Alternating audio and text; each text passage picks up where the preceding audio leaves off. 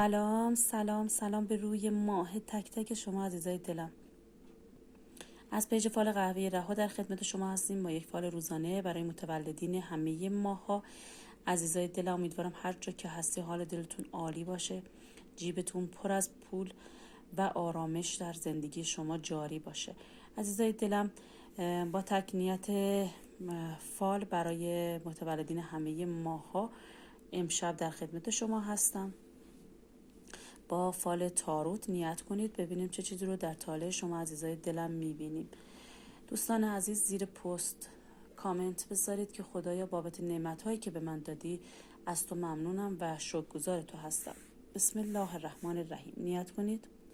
متولدین فروردین ماه عزیز، میبینم رفاه و خوشحالی تو شرایط برای شما که یک سری شرایط برای شما بر وفق مراد داره جلو میره، چه از نظر مالی و کاری. حتی خبرهای بسیار خوبی رو میبینم تو شرایط برای شما اتفاق میفته. متولدین اردیبهشت ماه، میبینم از یک دوره غم و ناراحتی بیرون میای و یک دوره نوسازی برای شما قرار اتفاق بیفته. متولدین خرداد ماه عزیز، یک راهی از یک شرایطی برای شما اتفاق میفته که از غم و اندوه بیرون میاد. چیزی از راه دور، مسافرت، آزردگی و غم و اندوهی که برای شما تموم میشه و فاصله مکانی با کیس احساسی داشتید از این شرایط براتون بیرون میاد. راه دور میبینم یه سری خبرهای بسیار خوب برای شما اتفاق میفته. متولدین تیر ماه عزیز، دعا دارید تو شرایطتون و هر چی گرفتگی دارید بر اساس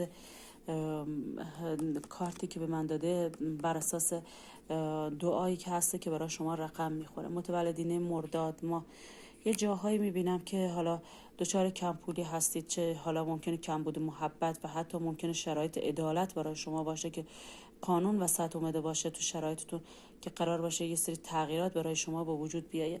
این تغییرات رو میبینم که براتون قرار اتفاق بیفته و از این وضعیت که هستید در حالا 6 زمان دیگه از این وضعیت بیرون میان. اگر از لحاظ مالی نیت کردید به مراد رسیدن از لحاظ مالی رو برای شما میبینم. متولدین شهریور ماه عزیز، موفقیت، اقبال بلند و شرایطی که برای شما توی تک زمان ممکنه یک ماه اخیر و یک سال اخیر باشه که برای شما قراره به بهترین حالت پیش بره. متولدین مهر ماه عزیز، میبینم موفقیت، تجارت، شرایط خانواده، جفت و جور شدن همه شرایط درست برای شما. حتی میبینم که رفاه، پیروزی، حتی احترام، هر چیزی که شما براش دنبالش هستید، خوشبخت شدن، خرید و فروش ملک رو برای شما میبینم که قرار اتفاق بیفته.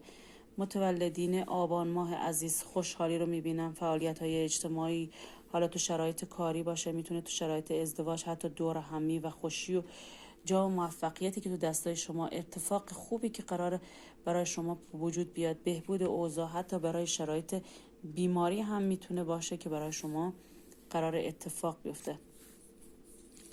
متولدین آذر ماه، پریشونی، پراکندگی شرایط رو دارم میبینم. حتی تو شرایط مالی ممکنه پریشونی و پراکندگی برای شما یه مدت باشه و اما براتون حل شدن داره در 7 زمان آینده. متولدین دی ماه عزیز، دست با بسته هستید، تو شرایطتون گیر کردید، نمیدونید چه کاری انجام بدید، از این وضعیت در بیاید.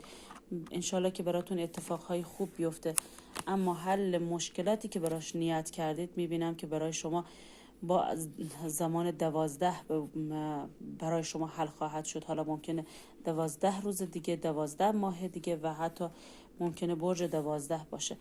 متولدین